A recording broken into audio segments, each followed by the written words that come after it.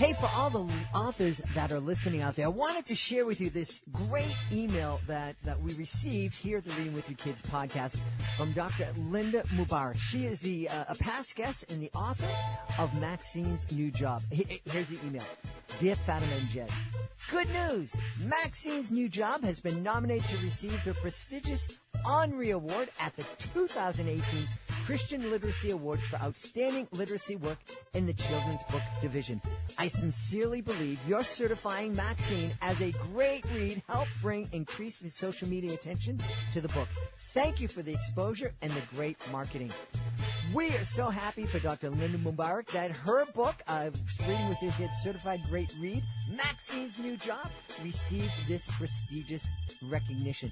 We would love to help your book receive that same kind of recognition. If you are interested in having your book considered for our Reading with Your Kids Certified Great Read program, please visit our website, readingwithyourkids.com. You can click on the contact button, send us a note, and we'll send all the information back to you, or you can go right to our Certified Great Read page on our website.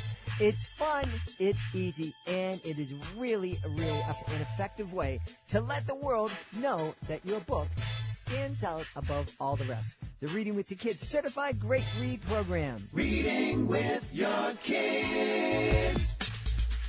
Hola, ni hao, konnichiwa, assalamu alaikum, shalom, mahaba, moni muli wanji, namaste, jambo, bienvenidos. Hi, my name is Jedley, and this is the Reading with Your Kids podcast. We are coming to you from the beautiful neighborhood of Reedville in the southwest corner of Boston, Massachusetts. We are so delighted and so very honored that you are joining us in our mission to help families grow closer through reading. Please be sure to subscribe to the show on the iHeartRadio app, on Apple Podcasts, Amazon Music, Spotify, Ghana, Himalaya, Stitcher Radio, Podcast Addict, wherever you find your podcast. Our guest today is Dr. Mel Rosenberg. He's joining us from Tel Aviv in Israel to celebrate Ourboox. I can't wait for you to find out what this is all about. Hey, Dr. Mel, how are you? Hey, Jed. I'm doing great. Wonderful to see you again. Yeah, it seems like we were just speaking to each other last week. You were on my show, and now I'm on your show. I know, and Dr. Mel, you gotta have to check it out. Dr. Mel got me to sing a Beatles song. Thankfully, I picked a song that I remembered at least the chorus to. That was a lot of fun. Where can people find that show? It's on Facebook and on YouTube. Awesome. And I will send you the links to both of them. Wonderful. Well, we're talking today not about me and my singing, which clears rooms, but we're talking about Ourboox, and this is a really neat service. Can you tell us a little bit about it? Yeah, first of all, I should tell people it's spelled Ourboox. Ourboox with an X, yes. With an X. It started out about 8 years ago with this dream that I had of allowing people anywhere in the world to create page-flipping ebooks online very simply. There were complicated methods, but I had trouble with them, and I think that you know some of these websites where you can publish an ebook, but it's very difficult if you don't have very advanced skills. So I had this dream of a ebook where you just take some text and it becomes a page, and you take a picture and it becomes a page, and you take a video and it becomes a page, and then within 2 minutes you have this interactive ebook with text and pictures and moving maps and videos and sound that people all over the world can share in any language with everybody else for free. And I have a birthday in November, and my prayer is that we will reach 200,000 books by my birthday. Wow. So we've talked about the fact that we're living in a time in history where authors no longer have to get permission from a giant publishing company. They don't need to have vast sums of money to print a vanity book. And even families can go and help their kids create a book. And this is such a wonderful time. And I've taken a look at Ourboox, and it seems like a really fun, easy, simple interface that a family could use to take your first grader, take your kindergartners, drawings and story, and turn it into a book that they can share with their grandparents and cousins and aunts and uncles. That seems really cool. Yes, and Jed, I know that you are a promoter of kids reading together with their parents and grandparents. Mm-hmm.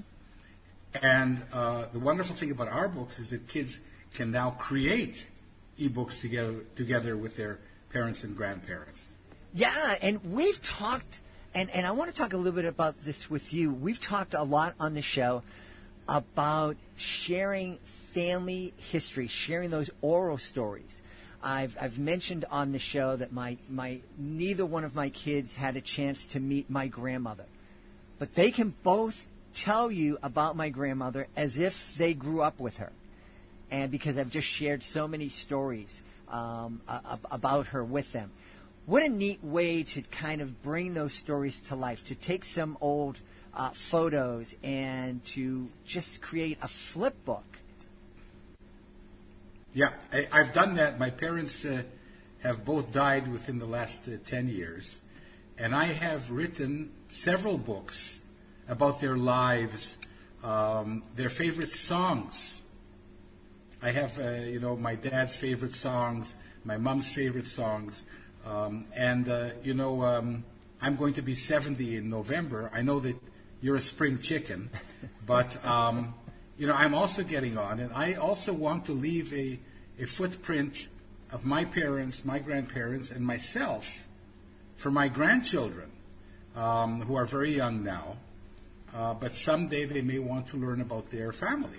Mm-hmm. Now, how does it, you talked a little bit about, you can go onto the platform and put in some text and it goes right up there. Once the book is created, how do families share the book with their family or with the world? Yeah, great question. Each book has a URL that's composed of the title, and you just share the URL. We keep everything on our servers. So you don't even have to download. We just provide it. All you do is click on the link of the book, and it comes up on your mobile, your laptop, your tablet. Wow. We talk about reluctant readers here on the show and how we can inspire those kids who, those kids for reading, the kids who look at reading as a chore. I'm thinking that this could be a really great way to inspire some of those kids and not only turn them into writers, but turn them into readers and consumers of other books. Yes, and also, Jed, I strongly believe in something I call reverse literacy. Mm. When you grow up as a kid and you learn from other people's books, you are a recipient. Ourboox and websites like it give the kids a chance also to be donors, mm-hmm. to be teachers, to share their thoughts, things that they want to teach. I don't know if you remember, but when we were kids, we had to write reports. Mm-hmm. We had to write these little, almost flip books, made out of cardboard and paper. Mm-hmm. And I still remember the ones I made on the birds of Australia and Quebec City. I wish I had those today mm-hmm. to share. Yep. And these are the only things that I remember from school are the books that I wrote, not what other people wrote. As you're mentioning that, I am remembering I think it was a high school assignment, I had to sit down and interview my grandmother, again, someone who's very important to me, and that was a really special moment, her sharing what it was like growing up in the Depression and immigrating to the United States, and boy, I wish I had that. Well, you can use Ourboox to commemorate and create memories of everyone in your family. Yeah. You can add pictures. I do it all the time. And now for my 70th birthday, I'm preparing a book of my memories with a little text and 70 pictures of my life. I hope that my singing the Beatles song will not be part of that memory. That's more of a nightmare, I imagine. No, I think that you did a very good job. I know that you're fishing for compliments. So you do sing very nicely. And, Jen, I'm not sure the Beatles remember all the words. So you've done pretty well. Wow, you're a very busy guy. You've put together. You're a professor in a university. You've put together some great TED Talks. Where did you find time to create Ourboox? Wow. So first of all, Ourboox is not my creation. It's a co-creation with Ron Sternin, who is this computer genius. When I met him, and I told him about this crazy dream of flipbooks in 2 minutes, with text and pictures and embedded content, and I thought that he would say no. Maybe I hoped he would say no. And when he said, I can do it if you promise me that the books will be free and shareable. And I said, that's the whole idea. He said, I'm in. And so for 8 years, we've had this love affair where he's now in the United States, and he's the genius technology behind all of these dreams. Wow. What a great that you both met. Yes, we met through his brother, Roy Sternin, who was the first young person to invite me to give a talk at a Tedx event that he organized. So all of these things come together. And to answer your question, Jed, I'm busy because if I don't keep busy, I get sad. Mm-hmm. So I'm one of these people who don't like to sit on the shore of the sea, and I don't need a tan. I live in Israel, and I am a person who has to keep busy. So I do a lot of things. Yeah, and that's a good lesson for kids. What's the old expression? If you want something done, find a busy person to give the job to. Well, yes, I don't get everything done that I want to, but as I said, I was born in 1951, and I jump out of bed at 5:30 in the morning, and I'm busy until I fall over at 10 p.m., and then you can't talk to me till 5:30 in the morning again. Tell us about a couple of books that you've written and made available on Ourboox. Well, one of the stories I like to tell is a book that I wrote called "The King Who Wasn't Tall Enough." If you write that on Google, you will find the book because all of our books are searchable, mm-hmm. and they're free. So Google loves to help readers find them. So "The King Who Wasn't Tall Enough" is a story that I wrote about some person who got me very angry, trying to be something that he wasn't. And so I wrote this story, and then I met at an event Israel's most famous illustrator of children's books, Danny Kerman. And when Danny Kerman heard about this initiative, he said, "Mel, when I have some time in between books, I'm going to illustrate this story for you." And Danny loves illustrating books about kings.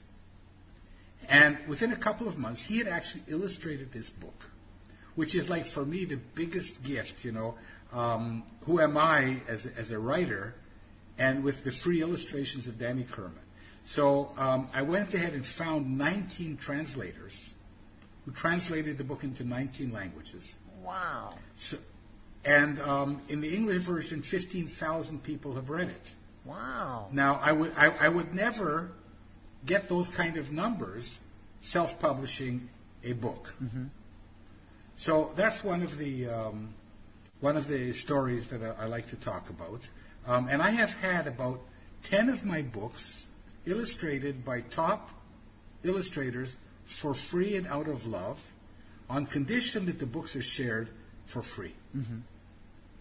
What a beautiful, beautiful thing. I'm a very lucky person.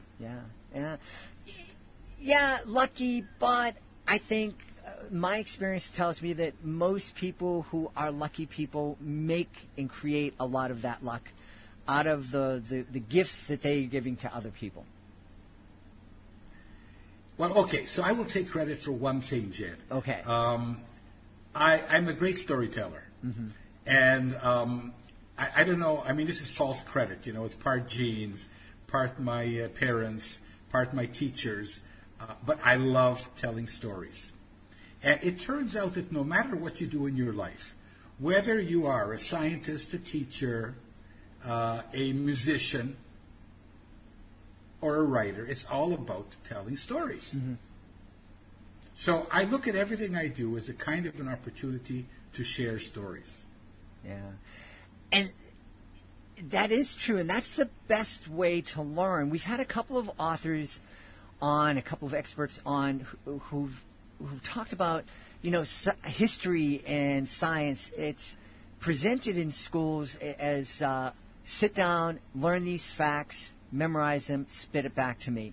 And wouldn't it be so much better if we could turn, history is all about stories.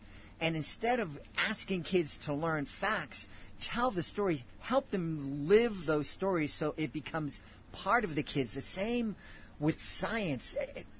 Every scientific discovery, there's a story behind that, and every discovery can lead to future stories. So should be sparking our imaginations.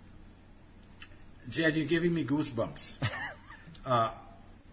3 years ago, I flew to England with my wife Shuli, who's also she's also a part owner of Ourboox. She's a poet.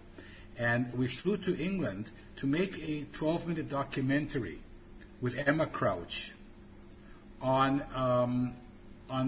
the importance of learning from mistakes and the importance of stories.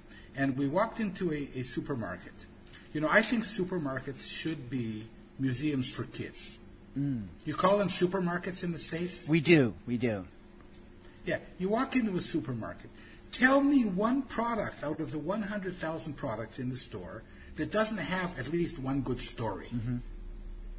How were they invented? Where do they come from? How were they made? Whether it's popsicles or Vaseline or tea bags, each one has an incredible story behind it.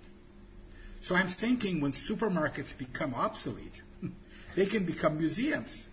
But let the kids discover what they want to write stories about. Mm-hmm. Mm-hmm. Yeah. Because if you go into a museum, you can't walk home with one of the exhibits. But in the supermarket, you can. Absolutely.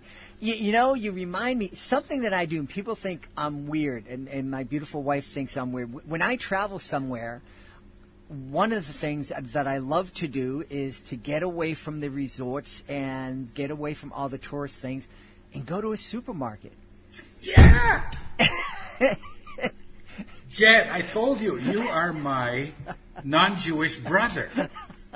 I've been doing that for 40 years. As soon as we land somewhere, I go into a supermarket. Yeah, because you see what life is like in that part of the world. Yeah. Just I'm with you, man. Yeah. Hey, I definitely want to have let people know where they can go to find out more about Ourboox.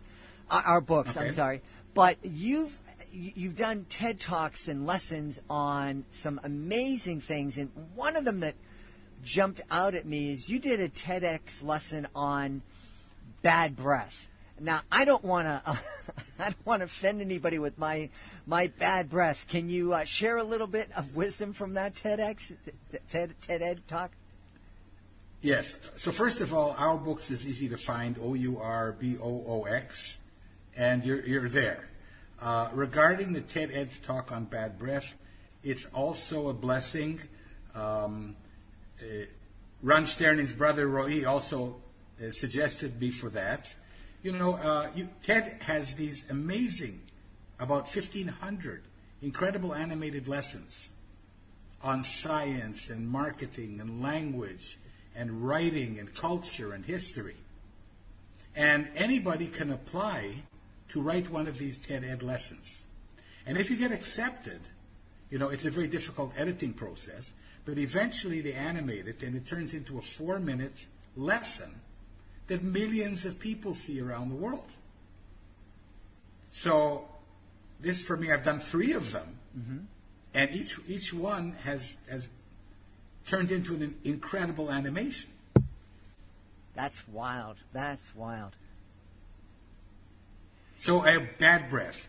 What would you like to know about bad breath? Well, mostly how I don't have, how to make sure I don't have it. Okay, so the way to find out whether you have bad breath or not is to ask your sweet wife or a grown-up child, and to say, this is something that bothers me. I go out on the road, I address schools, I'm a clown, I write children's books. I don't want to offend people. Can you tell me whether I have bad breath or not? And this is the only way to learn, because nobody else is going to tell you, but your family will. And if they say that you do have bad breath, then ask whether it's coming from your mouth or from your nose. If it's coming from your mouth, then there's a book on Ourboox called 10 Tips for Avoiding Bad Breath. It's all free. My best tips, I'll send them to you. If it comes from your nose, you have to see an ear, nose, throat specialist. And usually you don't have that much bad breath, but there are many people who worry about it needlessly. And to them I say, don't ruin your life. Ask somebody in your family whether you suffer from the problem or not. Because, Jed, the crazy thing is, we're standing next to somebody who has bad breath. The whole world can smell it except him. So if you are a sensitive guy, and I know you're a sensitive guy like me, you say, oh no, maybe I have bad breath and the whole world knows and I don't. Maybe I should write a children's book about this. I think that would be fun. And it's actually very simple to ask, and then to ask whether it's coming from your mouth or nose. There's many ways, if the bad breath is coming from your mouth, there's many ways to treat it. Gargling before bedtime with a mouthwash, flossing your teeth, going to the dentist, chewing gum when your mouth is dry, drinking enough water. But there's one really simple way to avoid bad breath, and that's having a healthy breakfast. Really? Yeah. I did not know that. Crazy, huh? Yeah. Well, thankfully, I have a feeling I don't have bad breath because I always have that healthy breakfast. You certainly don't smell from here. Well, thank goodness. Imagine if I did. That would be a real problem. Well, we want to encourage everybody to check out our books. And I want to challenge people to go on our books with their kids. Dr. Mel, you said that you can use it for free, correct? Yeah. Create a book and then share the link with us, and we'll share it with the rest of the listeners. Yes, and Jed, I was going to suggest to you, you have this program where you take the best books and you give them a seal of approval. Yes, our Certified Great Read program. Yes. So we have to do something similar with our books, with books that are given away for free to the world. We have to select the best ones and give your wonderful seal of approval that these are books that are really worthy of being read aloud. I think we can work on something like that. That would be really, really wonderful. Wow. I love this. We're inspiring families to create together, to tell and share stories together, and then share those stories with the world through the wonderful technology of our books. So, everybody, please check it out. It's ourboox.com, correct? Yeah. And it's spelled Ourboox.com. And we've been talking with one of the creators, the inspiration for it, Dr. Mel Rosenberg. Hey, Dr. Mel, thank you so much for being with us. Thank you, Jed. This was wonderful, special, and I hope it's the beginning of a relationship that we believe in the same things. We believe in inspiring young people. Every time a child likes one of my books, I come home with the silliest grin on my face. I think that writing for kids and writing with kids and writing with your kids is a huge gift. And I'm happy that we are able to give this gift and to receive an even bigger one, which is when people write good books with our websites. Absolutely. Please be sure to join us for the next episode of the Reading with Your Kids podcast. Our guest will be Tracy Todd. Tracy will be here to celebrate her brand new picture book that celebrates the life of famed jazz singer Nina Simone. That's the next episode of the Reading with Your Kids podcast. Hey, if you're the author of a fantastic children's book, please do check out readingwithyourkids.com. Click on the Authors Click Here button at the top of the page. Scroll on down to find out more about our Certified Great Read program.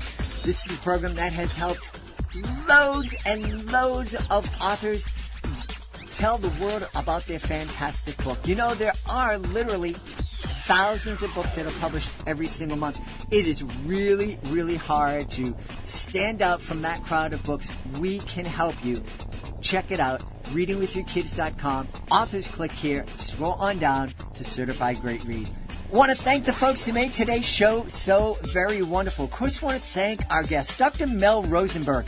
Be sure to check out Ourboox. I'm really excited about this platform. I've been on it. It is really easy to use, and it's really fun. And the flipbooks that are created are delightful. I think you are going to have a blast helping your kids create great books with this platform. Also want to thank my team, Alejandro Doherty, Fatima Khan, Michael Murphy, Rory Grady.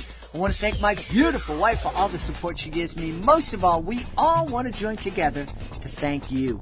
You are amazing. Over the past year and a half, you have been your kids' chef, best buddy, teacher, after-school program director. You've been doing everything. And of course, you've been taking time to read with your kids. And that is a gift that you give to your kids and to the world. Thank you so very much. I'll be looking for the next edition of the Reading with Your Kids podcast.